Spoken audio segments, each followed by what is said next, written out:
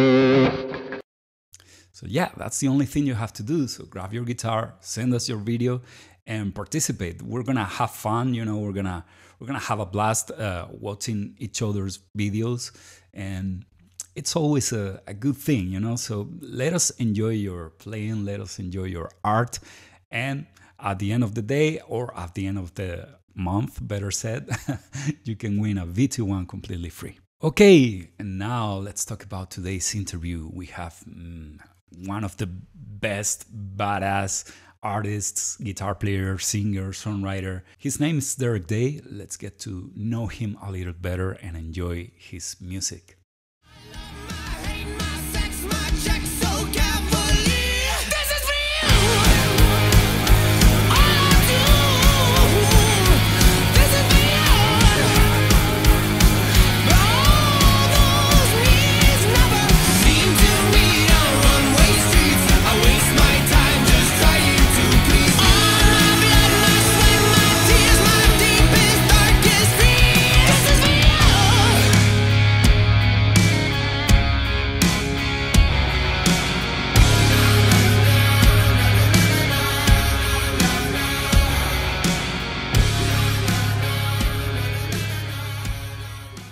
Okay, so here we go. Here we are with Mr. Derek Day. How you doing today, man? I was so looking forward to this. I've been trying to have this conversation with you for ages, and I'm finally so happy to have you on the show. And actually, we're gonna start the season with you, which is amazing. It's we love you here at Vegatrem, and it's always a pleasure to to have just a little chat with you. It's awesome. Yeah. Thanks for having me. Yeah, this is cool. Like I love Vegatrim so much. I like what it does. I always tell everyone to get it. And but yeah, no, it's this is fun. Like, what do you want to talk about? Well, first of all, I would like to, I would like for all our audience to know you a little better. I mean, we've been hanging out with you at NAMM show 2 years in a row already. But I know you're a very, very busy musician. You're all the time on the road. You're all the time playing. And I wanted to know, how did you start? How did you start with music? Did you start playing guitar very, very young when you were a little kid? Or how was that thing going on in your life? Oh, man. So I heard this song when I was 3. No, I was like 6 years old or something. I don't even know how to play it. When I heard that, I was like, oh, I thought it was violins. So when I first heard it, I was like, whatever that is, I want to learn it. I want to know it. And my brothers told me it was an electric guitar. So I was like 7 or 8. I picked it up around 9 and started playing. I even started writing immediately. And shortly after that, I went to perform on the streets. When I was like 13, I was a little older. My dad would watch over me as I performed Friday, Saturday, Sunday until I was 23 on the streets. So for 10 years straight. Like, that's how I just got my chops and went crazy. That's incredible. I've done that as well a couple of times in Madrid, in my city, But I mean, you've spent so many years busking. That's the name of it, right? Busking. Yeah, right? busking. Yeah. Okay. So even still today, people see me like maybe at the mall, like, are you that one kid from 5-7 years ago? I'm like, yeah. Do you still do it every now and then or not? No, I don't do it anymore. I don't know why. Maybe it's too nostalgic, or it's too, I don't know. I mean, it's a crazy hustle. You're always hustling no matter what. Doesn't matter how good you are. So I think I wanted to get away from that and hone in on like the art and the stuff like that. The bigger picture. Yes. But I mean, I've seen you perform and I didn't know about this busking thing.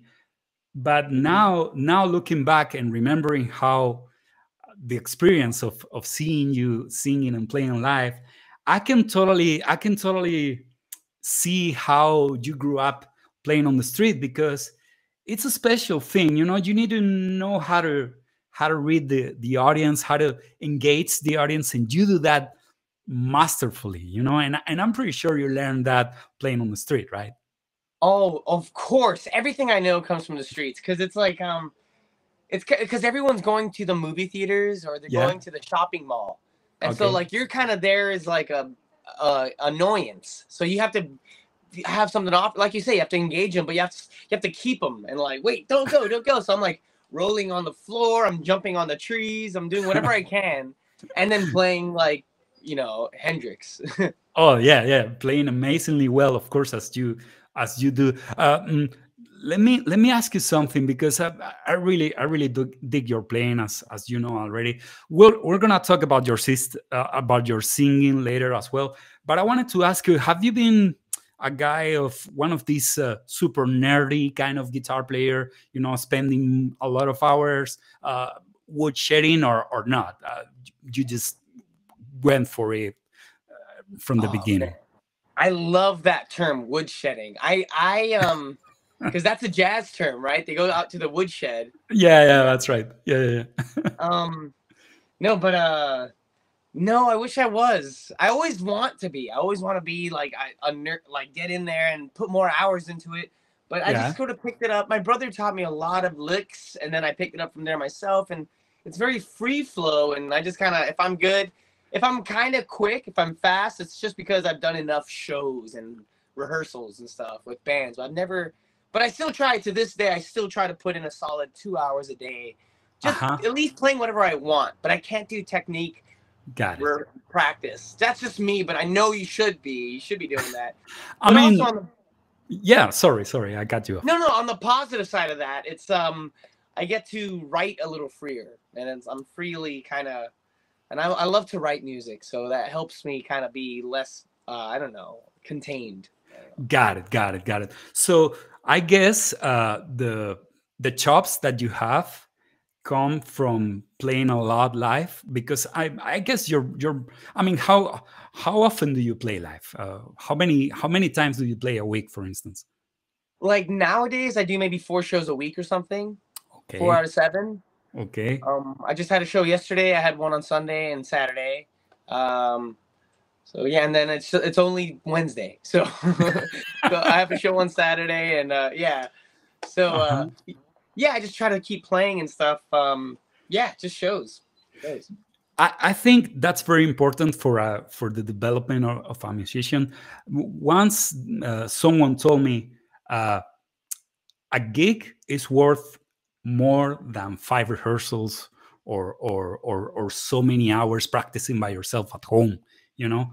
And I now I'm understanding everything you're telling me. It's like, oh, okay, like everything's falling into place now that you're telling me all these things, because now I understand the kind of musician you are, you know. It's like all here. It's like every time I see you play, it's like I have this feeling of you're a natural, you know. And I think you're a natural because you're doing it so often, you know. First of all, busking, playing on the street, and then playing so many times a week, which is amazing in my opinion. Oh man, thank you so much, Seppo, man. I love your playing. I'm like, oh, thank you, man. Appreciate it. God, I wish I could play like that. Well, like good. So. No, but the cool thing about this is, you know, I can tell that the stuff you play comes right from here, you know, right from the heart, and that's something that probably you have developed with time, you know, with the years of playing so often. And also I think it has to do with the place you live at, because for instance, here in Spain it's almost impossible to play 4 gigs a week, you know. It's almost impossible because the scene is not big enough for that, you know. And I think, you know, LA it's an amazing place for musicians. I know there's a ton of amazing musicians, but just by having that possibility of playing that often, I think that works very well for the developing of a musician, right? Yeah, of course. Yeah, like, yeah, LA has every night there's always something. Yeah, you're totally right. It's a truly good spot to live. I think it's even better than like New York and stuff. You just have all these little scenes, and you can play a punk show, you can play a hip hop show in one night if you wanted to. So it teaches you how to be diverse, and it's really cool. Do you play a lot of different styles when you're over there, you know, just playing different gigs? Yeah, I try to. I try as much as I can. I'm still mostly still in the rock and roll realm. Like if it's not Pink Floyd, then it's more Led Zeppelin type music, Got and it. maybe a little bit punk and a little bit like maybe a little reggae sometimes. But I've played recently more with DJs and stuff, and Oh, okay. I still haven't found the right one yet though, because they move too quick. They changed their track too fast, and Yeah. but just to try it out. And I've been doing more really relaxed, semi-jazz, almost like Jeff Buckley, but more jazzy music with some artists here, that very cinematic stuff where I have to play. I barely, like if I touch my guitar, it has to really mean something. And so that's been a challenge. I'm like, oh man, I can't do too much. I can't do too little. Yeah. That's complicated, man. That's I totally understand that. Yeah. I also wanna ask you about your singing, man, because your singing voice, it's just amazing. Every time I hear you sing, it's like, man, this man, and that's when I'm so jealous of you, you know, in a good way, of course, in a good way. But how do you? Yeah, man, yeah, because there you go. See that? No, but I mean, how do you start singing? Was it also a natural thing with the basking thing as well, or did you I don't know, have a vocal coach ever or not? I don't think so. I did later years, like singing, you can't escape it. You have to have some sort of coach at some point. Like 10 years after I started, I was like, okay, I'm hurting my voice. I have to start. And then they teach you. And then you're like, oh, there it is. It's just like it takes a second, but you're learning. If you practice it, you're like, oh yeah, it's not hurting anymore. So you're able to play. I mean, to sing this amazing rock and roll yells and howls and everything, and you're able to put up with that, like for day in day out, because you already have a good technique, right? With your yeah. I learned a lot about the diaphragm and breathing and just letting it come from here as opposed to here. And then you still have the same tone. I was always worried I'd lose the artistic tone I had, but no, it's the same thing. And then you could do more. It's crazy. It's like a beautiful world, wonderful, blessed world we live in, because we could do that. That's right, man. Yeah, you totally have a rock and roll voice, which is amazing. You know, I'm pretty sure you can sing other things, of course, because you have the pipes, you have the resources. But what I love about your singing is that it's totally a rock and roll singing. You know, you have all the distortion there and all the range and everything, and it just gives me goosebumps, man. Every time I hear you sing, it's amazing. It's very, very cool. Thanks, man. Thank you so much. I started here. I'm going to bring out this guitar again. Okay. You know, they say like a singer has to sound like an instrument, and an instrument has to sound like a singer. And that's right. That's the only way to do it. So I was playing guitar for a while, and then my favorite thing was Clapton and Cream. So when I started hearing like,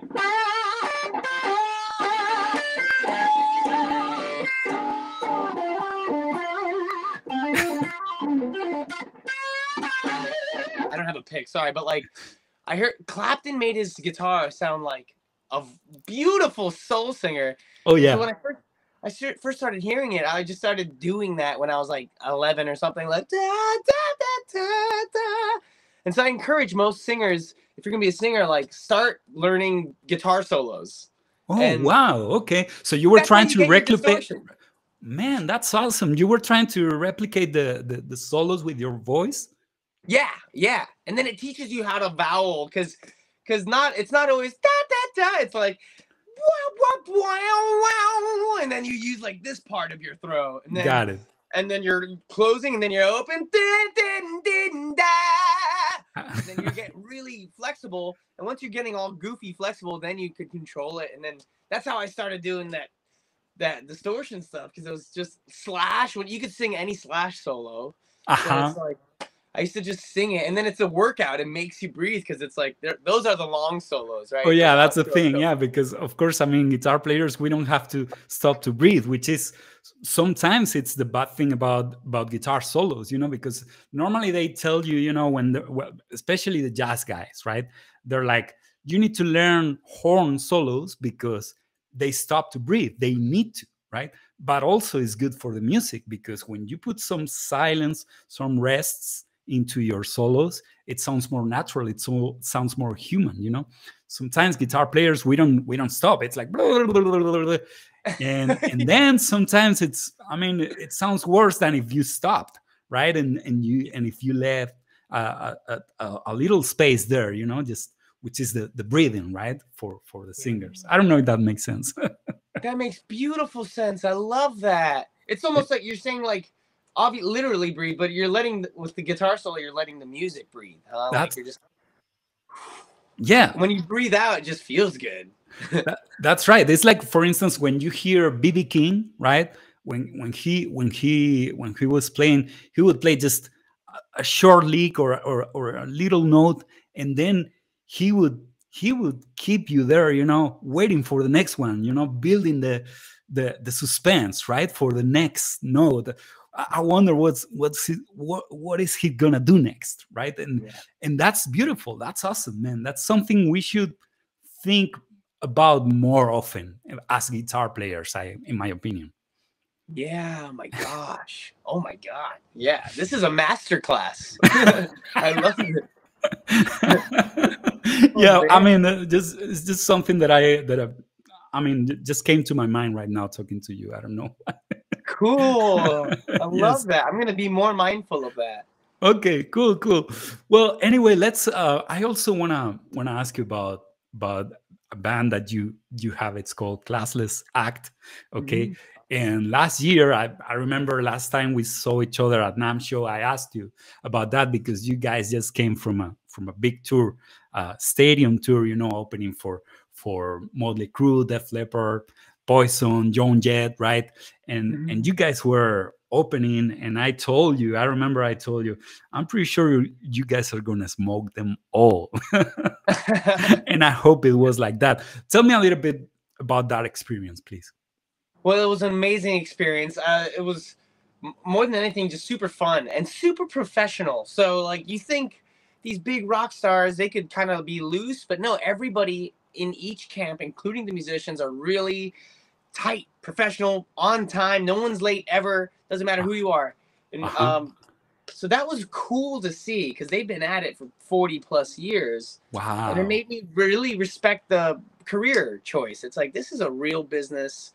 I don't care how famous you think you might be, you're still gonna do it. And so everyone, I wish I could say we were the best band on the thing, but I think everyone's so different, and God, they're so great. They're like, those bands are actually really fantastic. So they're just so pro. So I just learned a lot about professionalism and kindness because all the people that work the stage hands and like the stage managers and tour managers, they're the kind of people where like you don't want to make them mad because they'll kick you off the tour in like 2 seconds, but the whole time they're really respectful, making jokes, funny. But there was a couple of times where we made a mistake, where we went into the wrong room or something. They told us, like, if you do that again, you're out, and like, blah, blah, blah. But most of all, they're really kind people. And so, like, that's cool, too. So just overall, 2 things from that experience is super pro and be super kind. And that combination is, like, the definition, I think, of success. I think true success. Like, you can't lose. Man, that's wonderful. And also, I guess the experience, right, of playing in those big arenas, big stadiums, in front of so many people.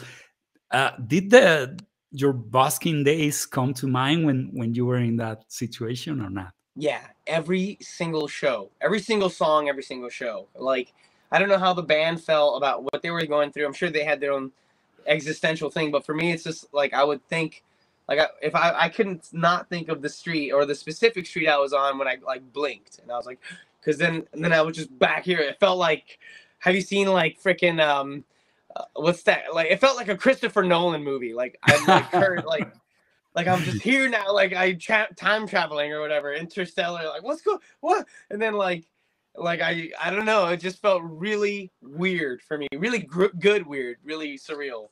Wonderful. I Yes, encourage everyone to just follow their dream because that's what's gonna be. Life becomes an acid trip after you follow your dream. You don't have to take acid; it just becomes one. It's cool. Yeah. It's wonderful. Okay, so I also want to talk about the record that you guys did. You guys released the record last year, I guess, 2022, right? Yeah. It's called Welcome to the Show. Tell me a little bit about that record, because for me it sounds like in your face rock and roll, old school, like straight out of Sunset Strip, maybe something like that. It sounds to me like that. Correct me if I'm wrong.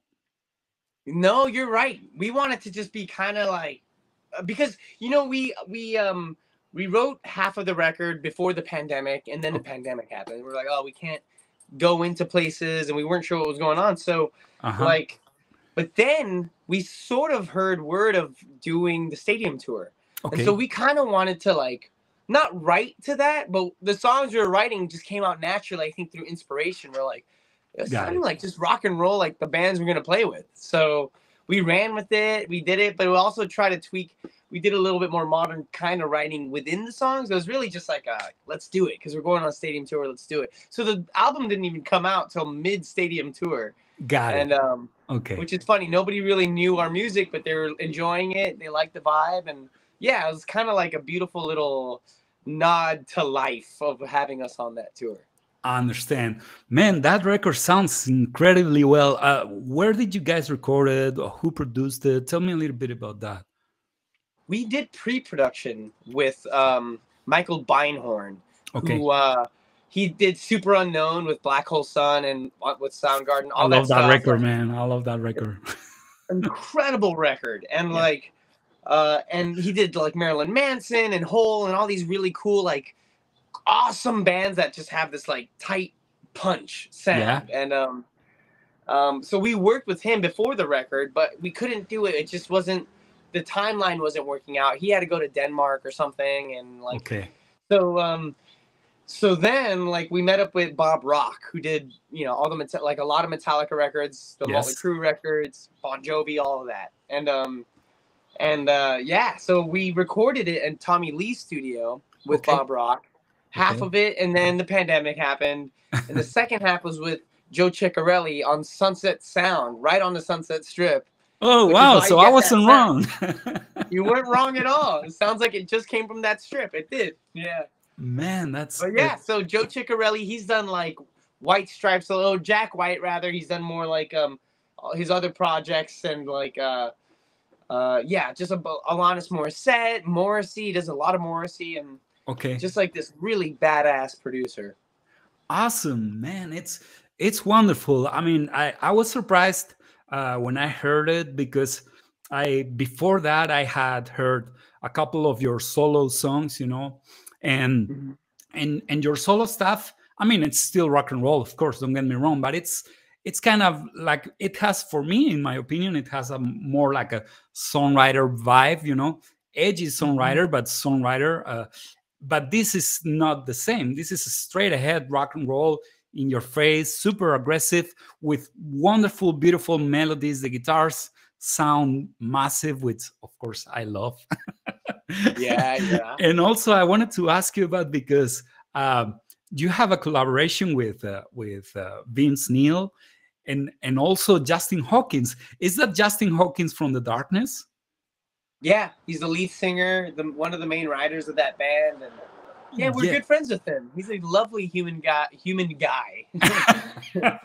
I don't know, but no, he's a really funny dude, really great, super smart. And yeah, we just wrote some songs. We just reached out to him because our management knew of them from the past, from working, and he's just like, yeah, I'd love to write with these lads. Like, let's do something.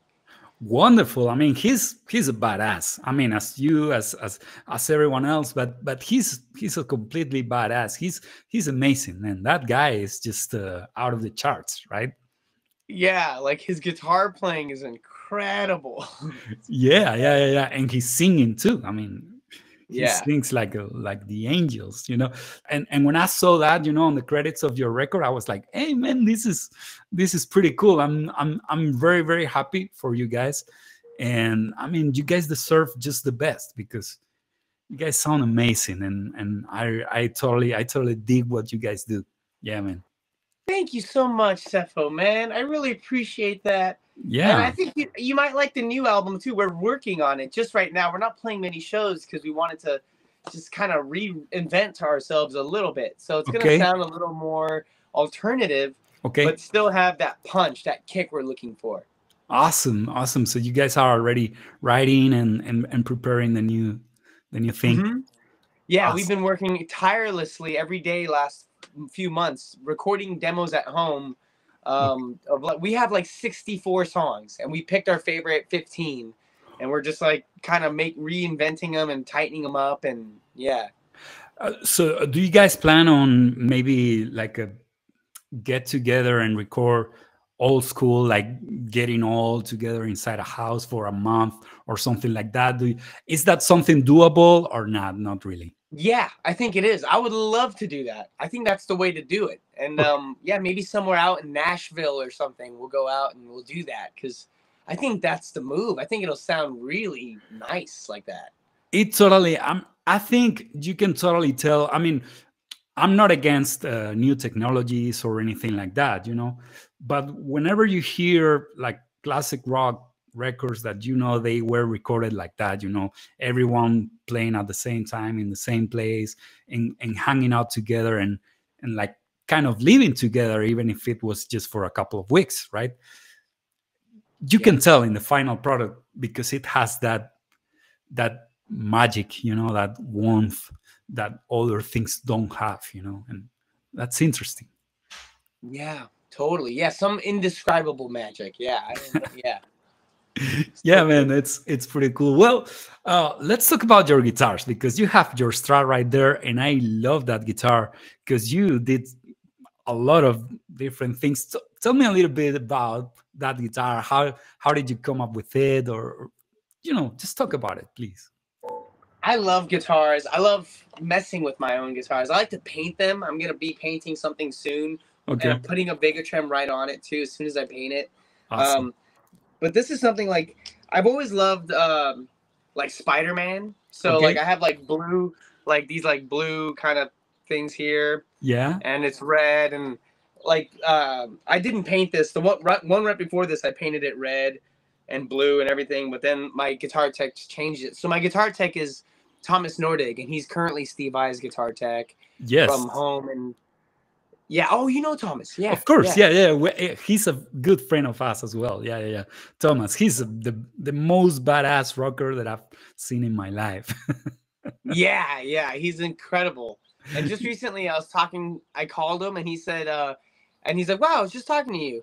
And I was like, yeah, man, nothing's a coincidence. And he said, I know nothing's a coincidence because I've been looking for nothing my entire life. I still haven't found nothing. And he's like that kind of thinker. He's insane. Yeah, yeah, yeah. So he works on your guitars as well as Steve Vai's guitars as well, right? Yeah, Steve's. I think he went on tour with Lindsey Buckingham just recently. He just finished a tour, and yeah, all the Legends guitars he works with. And so I'm really blessed to know him. And he put he put this kill switch in here, and Okay. it's I don't know if you can tell, but it lights up. So when you unplug it, there's no light, but then you plug it in. Oh, I see it. Yeah, yeah, yeah. That's awesome, man. Yeah. That's Stuff like wonderful. that. He has these great ideas. He puts Steinberger tuners on this just because it's like it's just easier. It's just more aerodynamic, and it's tighter. He puts like this sort of Jeff Beck nut lock kind of thing that That's Jeff right. had, and like Yeah. And then of course I got the Bigatrim. Yeah. Yeah, Yeah, man. which I'm starting to learn. You know how you should always. It's like if you have a full tank of gas, don't waste it right away. So I'm learning more about the Bigatrim. It's like if you just use it a little bit, it'll be the best. Like it's perfect, fine-tuned whammy control would be like, and then you go crazy. But then like you really want to use it for the subtleties. I'm learning more about this product. Yeah, I mean that's every time I hear you play, especially that guitar, it's one of these special occasions, when you see an artist really, really making a communication. That's how I see it every time I see you play that guitar, and really expressing themselves, through the instrument. That's the most important thing for me every time I see a guitar player, is when someone makes me feel that way. Because whenever I see you play, I don't care about technique, I don't care about the sound, I don't care about the scales you're playing, whatever. I just don't care. I'm just enjoying it, because I can feel your your art through your music, through your guitar. And that's, for me, the best thing that I can ask whenever I see an artist. You know, that's why we love you so much here at Vegatrend. That's why we look up to you, you know, and that's why we are proud to have you in the family, man. And this is not bullshit. It's for real. I think you know that. I love that. Thanks so much, man. Yeah. It's true, man. I feel it. I feel it from you guys, but it's really nice to hear it because I don't know, you know, you're an artist. It's like we think we suck all the time. So, yeah, that's true. That's true. It's really nice to hear it from you guys again because I love all of you guys and your magic. You guys are magicians, scientists, and so yeah, it's cool to hear that. Like I wish to only keep making you guys proud, more proud. I'm pretty sure that's gonna happen, man, because you know, as I always say, and I've told you many times already, Vegatrend's your home and is your family. We're blessed to have you, you know, and we're happy to have you. So yeah, man. So before we wrap up, tell me a little bit. Well, you told me about the new record with Classless Act, but I also wanna leave you. I also want to ask you if you want to add something else, a new project you might be working on, or something like that you want to talk about today. Man, I'm in a lot of new projects, like too many, I think now. Okay. Like some of them is really cool because I get to travel and do private shows with sometimes like Sebastian Bach from Skid Row does a lead vocal with just sitting in, or Billy Idol, someone comes in and I'm just doing backup vocals for one gig, and I just there's like, you know, just being a hired gun in LA, you know, I play, that's how I make a living only. So I'm playing music so much I'm able to pay some bills. And but you know, they're never, I guess I have not much to say other than, you know, I encourage everyone to just keep kind of playing music and yeah, doing the thing. Yeah, man. Yes. Well, that's wonderful. I'm happy that you are working and you're doing well, because you know your talent totally deserves that, and I think you're in the right place. And again, we're happy to have you here at the Vegatrend family. We're gonna leave it like this for now. So this has been the first guitar chat of the season, and I couldn't be happier to be in this guitar chat with Mr. Derek Day, everybody. Ladies and gentlemen.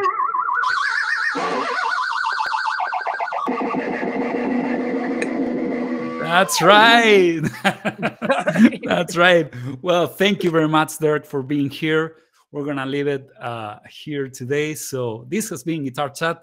Till next time, be safe, be happy, and play a lot your guitar. Bye-bye.